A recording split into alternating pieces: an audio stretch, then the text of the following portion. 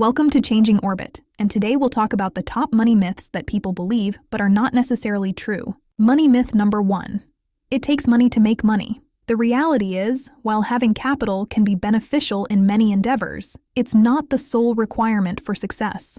Many paths to financial growth hinge more on skills, perseverance, ingenuity, and time rather than starting capital. It's a common narrative to hear about startups that began in a garage or dorm room with very little initial investment.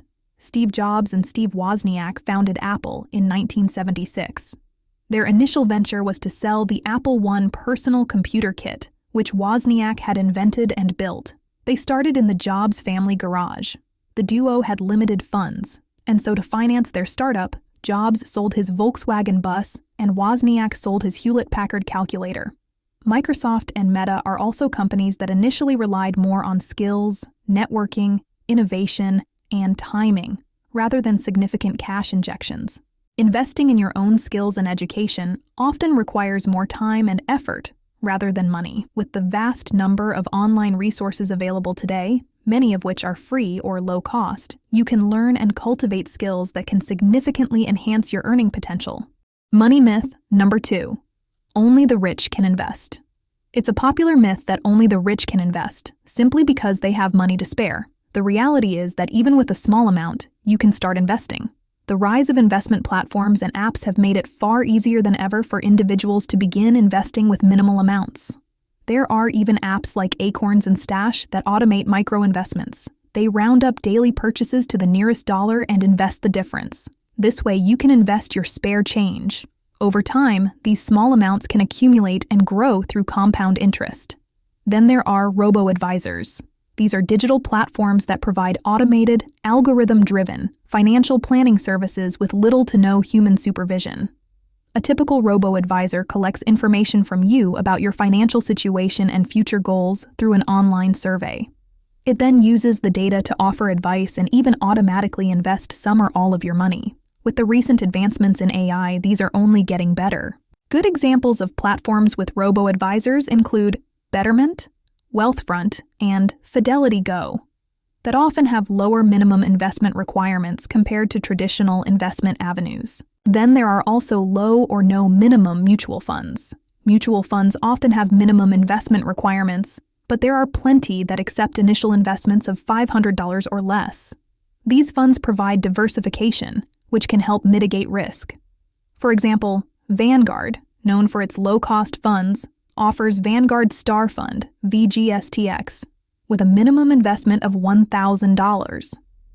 You can also make small investments through crowdfunding platforms that have made alternative investments, such as startup equity or real estate, more accessible to the average person. Sites like Indiegogo and Kickstarter allow individuals to back creative projects, while platforms like Fundrise offer opportunities to invest in real estate with relatively small amounts of money. Regardless of your starting financial position, there are now avenues available for you to participate in the world of investing. There's also an abundance of resources available today, from blogs to videos to podcasts, which demystify investing. So before putting your money in any of these platforms, it's important you use these resources to do your own research. Make sure you understand what services the platforms actually provide, as well as their terms and conditions. This will help you decide which platform is suitable to your unique circumstances. Money myth number 3. You don't earn enough to save. The reality is, even modest savings can grow substantially over time. The key lies in consistent saving and understanding how even small amounts can have a significant impact in the long run. The act of saving regularly also ingrains a valuable financial habit. A Bank of America survey found that among millennials, aged 24 to 41, who have $100,000 or more saved, many began by saving less than 5% of their initial salaries and gradually increased their rate of saving over time. But what actually helped them grow that money? It was the power of compound interest. Compound interest is the interest earned on both the principal amount of money and any accumulated interest. Even with small contributions, the effect of compound interest, especially over extended periods, can lead to exponential growth of savings. Albert Einstein is often quoted as saying, "Compound interest is the eighth wonder of the world. He who understands it earns it. He who doesn't pays it. A good book on the subject is The Compound Effect by Darren Hardy, which dives deep into this principle and emphasizes the accumulative effects of small actions over time. Money myth number 4. Credit cards are evil. The reality is that a credit card, if mismanaged, can lead to financial troubles, but it can also serve as a valuable financial tool if you're smart about it. Having a credit card can help you build and maintain a good credit history, and a good credit history can help you in getting loans, renting apartments, or even in some job applications.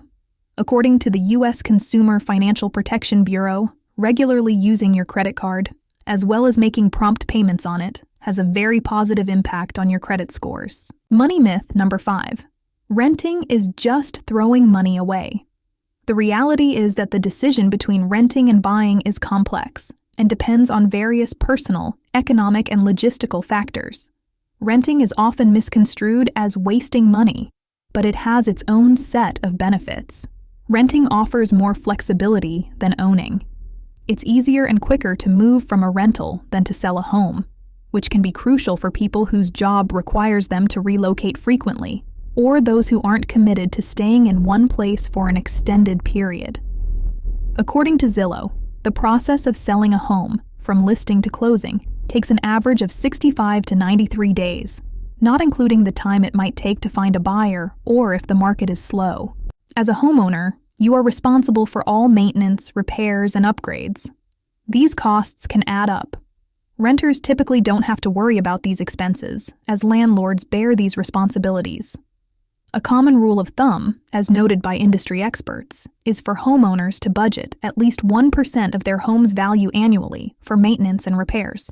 In some popular urban areas, home prices are incredibly high. Renting might be the only feasible way for many people to live in these desirable locations.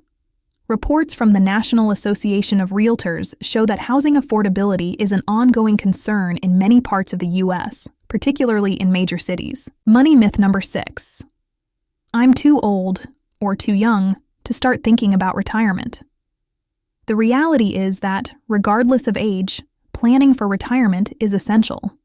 Starting early may provide the advantage of time, but beginning later can also yield significant benefits.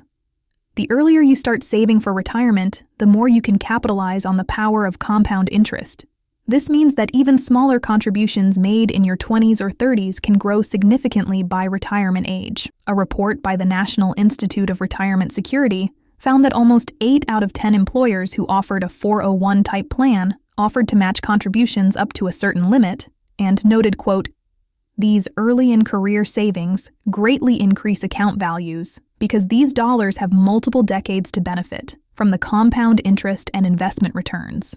So, a growing body of evidence demonstrates clearly that early savers are better off long-term, and that at a young age, financial literacy can provide the foundation for making informed decisions about retirement.